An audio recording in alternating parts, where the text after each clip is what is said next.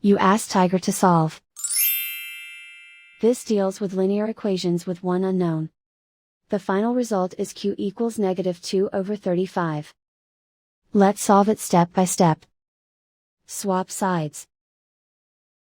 Group all constants on the right side of the equation. Subtract 4/5 from both sides. Group like terms. Combine the fractions. Combine the numerators.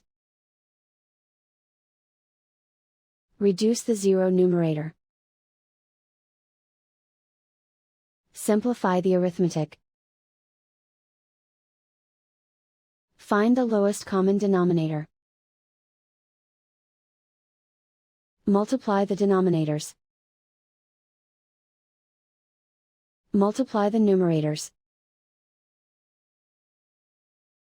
Combine the fractions. Combine the numerators. Isolate the q. Divide both sides by 9. Simplify the fraction. Simplify the arithmetic.